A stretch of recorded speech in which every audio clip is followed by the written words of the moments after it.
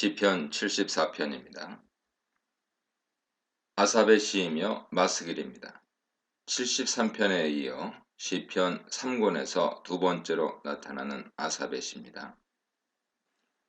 73편에서는 개인의 탄식을 다루었고 74편에서는 공동체 탄식을 다룹니다.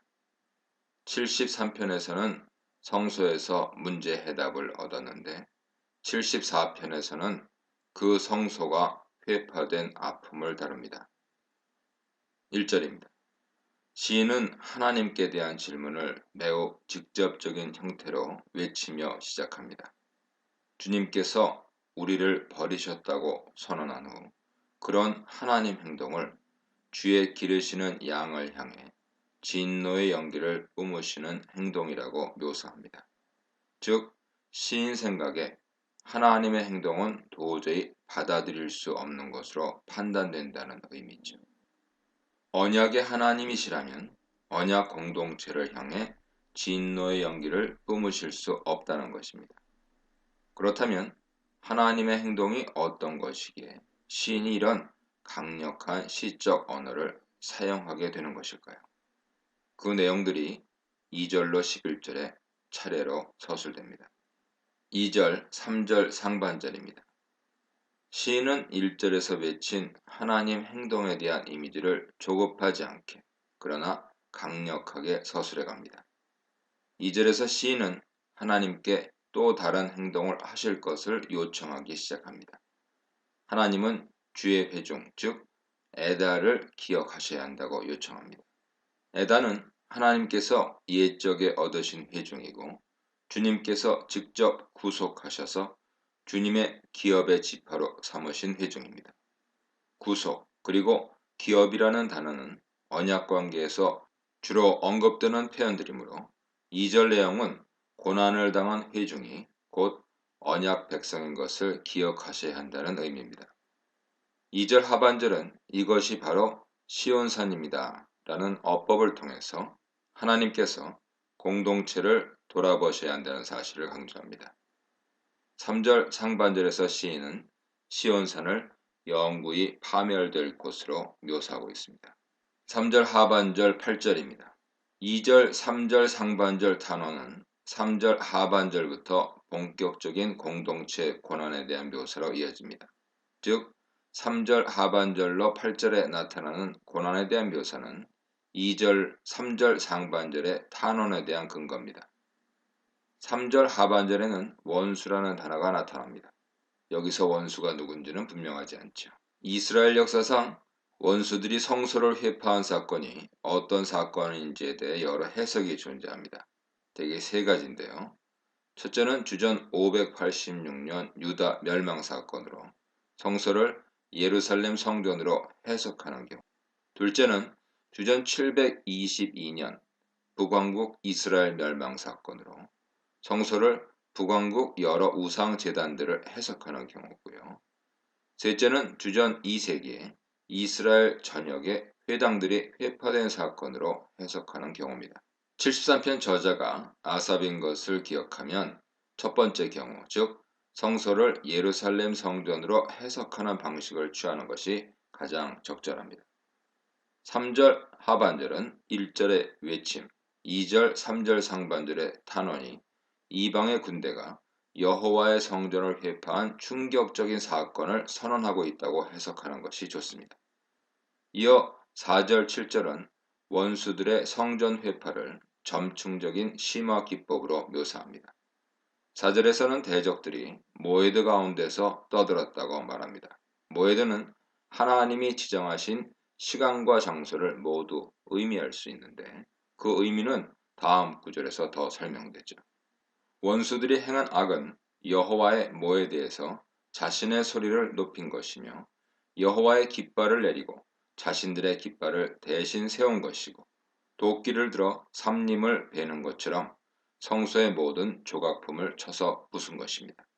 7절은 이런 일련의 행동들의 의미를 요약하는데 바로 하나님의 거룩한 장소를 불사르고 주의 이름이 계신 곳을 더럽힌 행위입니다. 모에드란 장소적인 의미인데요. 결국 하나님의 거룩한 곳인 미크다시이며 주의 이름의 거처인 미슈칸입니다.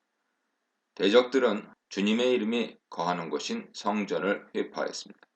이런 사건이 일어나도록 하나님이 허락하셨다는 것을 인정할 수 없기에 시인은 1절에서 기르시는 양을 향하여 진노의 연기를 뿜으신다고 말한 것입니다. 8절은 3절 하반절부터 시작된 공동체 고난에 대한 묘사들을 마무리하면서 상반절에서 성전을 회파한 원수들의 마음 동기를 드러냅니다. 그들은 이스라엘 백성들을 진멸하자고 말합니다. 이런 그들의 마음의 동기를 언급하는 것은 하나님 앞에서 매우 강력한 탄원이 됩니다. 하나님은 이러한 원수들의 마음의 동기를 그대로 인정할 수 없으신 분이기 때문이죠. 8절 하반절은 이 모든 내용을 요약하면서 그 원수들이 이 땅에 있는 하나님의 모든 회당을 불살랐다고 외칩니다. 이 구절에서 회당이라고 번역된 단어는 모에드의 복수형이죠. 이 복수형은 시적 표현으로서 예루살렘 성전을 가리킨다고 생각됩니다. 8절은 3절 하반절 이후 공동체의 고통에 대한 묘사를 요약하면서 원수들이 회파한 것이 하나님의 언약 관점에서 볼 때 매우 중요한 하나님의 성전인 것을 말하고 있습니다. 9절 11절입니다. 2절, 3절 상반절에 이어 다시 한번 공동체를 위한 직접적인 탄원을 드리게 됩니다. 9절에서는 더 이상 언약 백성의 표적을 볼 수가 없고 선지자도 없고 이 고난이 얼마나 오래 가게 될지 모른다는 눈물의 탄원을 올립니다. 이 세 가지 내용은 하나님의 언약을 부여받은 언약 백성에게는 있을 수 없는 상황이므로 하나님 앞에서 강력한 구원 요청의 효력을 갖게 되죠. 10절, 11절은 이제까지 내용들의 근거에서 하나님께 더욱 적극적인 구원 요청을 드립니다. 10절은 대적들이 언제까지 비방해야 하겠느냐고 하나님께 묻고 원수가 언제까지 하나님의 이름을 멸시해야 하겠느냐고 묻습니다. 이 질문은 수사 의문문으로서 사실은 질문이 아니라 질문 형식을 빌려 강력한 요청을 드리는 히브리식 기법입니다. 다시 말해 10절은 대적이 비방하고 하나님의 이름을 멸시해서는 안 된다는 요청인 것이죠. 11절 상반절은 언제까지 하나님이 오른손을 거두시겠느냐고 묻습니다. 10절에서 시작된 수사 의문문이 계속되는 것인데 하나님의 오른손이 숨어 있어서는 안 된다는 서술이죠. 구약 성경에서 하나님의 오른손은 하나님의 임재를 뜻하는 말로 선한 자들에게는 구원을 베풀고 악한 자들에게는 심판을 베푸심을 뜻합니다. 지금 그 오른손을 거두고 계시다는 것은 성소를 회파한 악인들을 그대로 내버려 두심을 가리키죠. 11절 하반절은 품에서 그 손을 빼어 원수를 멸하시라고 하나님께 요청합니다. 멸하소서라고 표현된 원어는 칼라라는 단어 명령법인데 칼라 동사는 완결하다 혹은 끝내다 라는 뜻을 지녔습니다. 원수들이 완전히 소멸되도록 심판하시라는 궁극적인 요청이죠. 이렇듯 1절 11절은 원수들이 성소를 침범하고 회파한 것을 언약의 하나님께서 그대로 내버려 두셔서는 안 되는 상황임을 말씀드리면서 하나님의 궁극적인 심판의 손길을 원수들에게 내려주실 것을 요청하는 것입니다. 우리 고난 속에서 언약을 기억하면서 하나님의 도우심을 간절히 구하는 공동체의 기도 내용이고 이는 우리가 속한 공동체의 어려운 상황 속에서 주님의 약속을 기억하고 공동체를 위해서 기도해야 한다는 사실을 알려줍니다. 그 기도의 핵심은 하나님과의 언약 관계성이죠. 이런 언약 관계를 기억할 때 우리는 공동체를 위해 간구할 수 있는 길을 알게 됩니다. 예수 그리스도의 은혜를 통해 언약 백성인 우리는 공동체 아픔을 나 자신의 아픔으로 알고 하나님 앞에 언약에 기초하여 간구하는 백성들이 되어야 할 것입니다. 이 문단에서는 무너진 성전, 사라진 영광, 하나님의 침묵에 대해 묵상해 보시기 바랍니다. 12, 17절입니다. 12절은 하나님을 3인칭으로 묘사합니다. 74편 1절에서부터 시인은 하나님을 2인칭으로 계속 언급해 왔습니다. 한글 성경에는 주께서라고 번역되어 있지만 원어를 살펴보면 1절 11절은 계속 하나님을 2인칭으로 부르면서 하나님과의 대화를 시도해 온 것이죠. 그런데 12절에서 시인은 갑자기 하나님을 3인칭으로 언급합니다. 하나님이 어떤 분이신지를 객관적으로 묘사해서 자신의 기도가 더 설득력 있는 논리가 되게 하려는 시도죠. 그 내용은 하나님께서 옛적부터 왕이셨다는 것입니다. 옛적부터란 13절 이후에 서술되듯 창조 시점을 가리키는 용어입니다. 하나님은 왕권을 가진 통치자셨고 창조 시점부터 구원을 베푸신 분입니다. 히브리 본문에서 구원을 베푸신 분의 베푸시다에 해당하는 원어는 파알 동사 분사인데요. 히브리시에서 하나님 성품을 묘사할 때 이 분사용법을 많이 사용하고 있습니다. 즉 12절은 구원을 베푸시는 하나님이 예로부터 왕이시기에 이제도 구원을 베푸실 수 있는 분임을 선언하고 있는 것이죠. 13, 17절은 하나님을 다시금 2인칭으로 묘사합니다. 즉 12절에서 3인칭으로 하나님의 구원의 능력을 서술한 내용이 13, 17절에서는 2인칭으로 하나님과의 대화로 이어지며 적용되고 있는 것이죠. 13, 17절은 2인칭 남성 단수 인칭 대명사인 아타를 거듭 사용하면서 하나님이 어떤 분이신지 다시금 기억하시도록 하나님께 요청하는 어법을 사용합니다. 12절과 13, 17절은 사용하는 인칭을 변화시켜 가면서 하나님은 어떤 분이신가를 계속해서 묘사해 나가고 있는 것이죠. 13, 14절은 먼저 물의 이미지를 사용합니다. 고대 근동에서 물은 무질서를 상징하는 이미지입니다. 특히 그 물 가운데 살고 있는 용들과 리워야다는 무질서 가운데서 악을 행하는 악의 화신의 이미지입니다. 그런데 창조주이신 여호와 하나님은 이러한 물들 위에 하나님 자신의 질서를 부여하신 분이죠. 13절은 하나님께서 바다를 나누시고 물 가운데 있는 용들의 머리를 깨뜨리셨다고 말하며 14절 상반절은 리워야단의 머리를 부수셨다고 말합니다. 하나님은 악까지 통치하는 능력을 지니신 분이죠. 용들과 리워야단은 고대 근동의 신화적인 동물인데요. 성경 기자들이 실제로 이런 동물들의 존재를 믿지는 않았을 것입니다. 다만 당시 백성들이 잘 알고 있는 이미지들을 활용하여서 하나님께서 모든 악을 통제하신다는 사실을 표현한 것이죠. 14절 하반절은 하나님께서 리워야단의 머리를 깨뜨리신 후에 그것을 사막에 사는 자에게 음식물로 주셨다고 말합니다. 사막이란 물이 없는 곳인데 그런 곳에 사는 자들이 물에 사는 리워야단을 음식물로 먹었다는 것은 결국 물을 다스리시는 분이 하나님이시라는 의미가 되죠. 13, 14절은 무질서의 이미지를 지닌 물과 악의 화신인 용, 리워야단을 하나님이 다스리심으로 강조하고 있습니다. 15절 역시 하나님께서 샘과 강을 쪼개셨고 늘 흐르는 강을 마르게 하셨다고 말함으로써 하나님께서 물을 다스리심을 말하고 있습니다. 16절부터는 새로운 이미지를 도입하는데 역시 창조 시점에서의 하나님 역사를 언급하는 내용입니다. 새롭게 도입되는 이미지는 빛과 광명체입니다. 13, 15절의 물 이미지는 창세기 1장의 제2일과 제3일에 해당하는 내용인데 이제 16절에서 언급하는 내용은 제4일에 하나님께서 해, 달, 별 같은 광명체를 만드신 일이죠. 하나님은 이 세상 만물을 만드신 능력의 주님이심을 말하고 있습니다.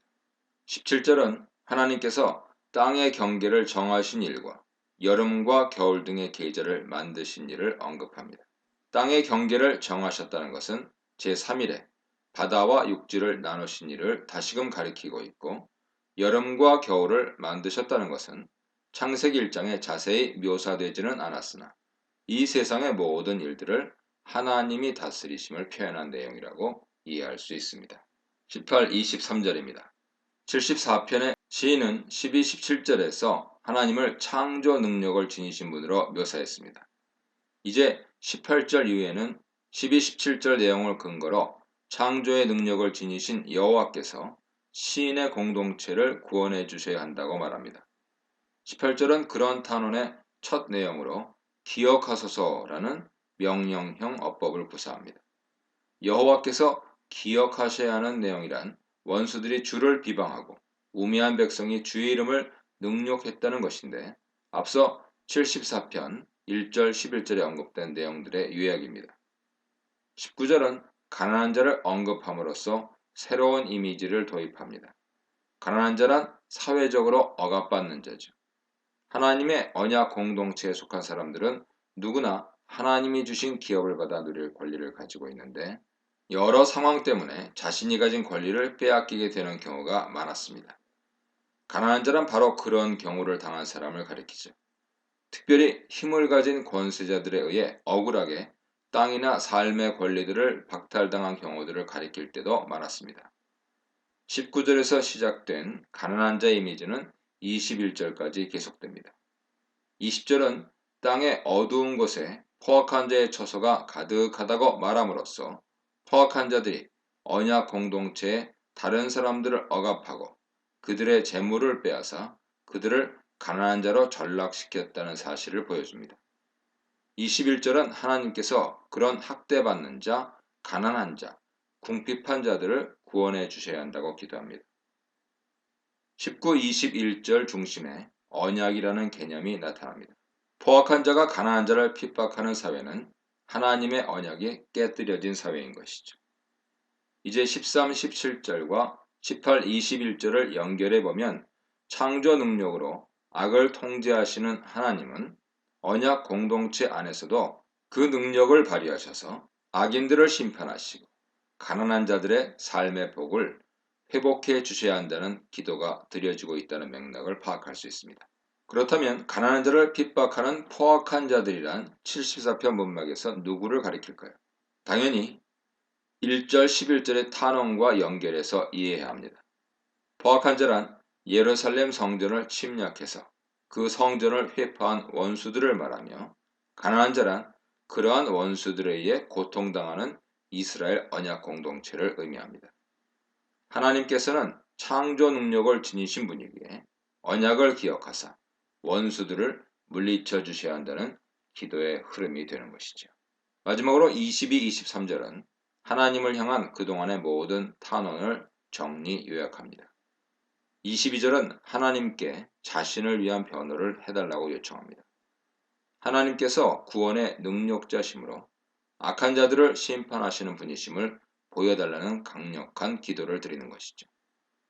23절은 대적들의 소리가 하나님께 계속해서 올라가고 있다고 말합니다. 하나님은 하나님께 항거하는 원수들이 성전에 들어와서 하나님을 멸시하는 소리를 지금도 듣고 계시고, 동시에 구원의 능력을 가지신 창조주이시며 언약을 기억하여 가난한 자들의 고통을 풀어주는 분이시므로 더 이상 이런 상황을 지켜보지 마시고 구원의 손길을 펴셔야 한다는 기도인 것입니다. 74편은 공동체 탄식시로서 성전 이미지, 창조 이미지, 언약 사상 등을 포괄적으로 함께 사용하여 공동체를 구원해서 건져 주실 것을 간구합니다. 우리는 예수 그리스도의 언약 백성으로서 74편과 같은 기도를 고난 중에 하나님께 드릴 수 있을 것입니다.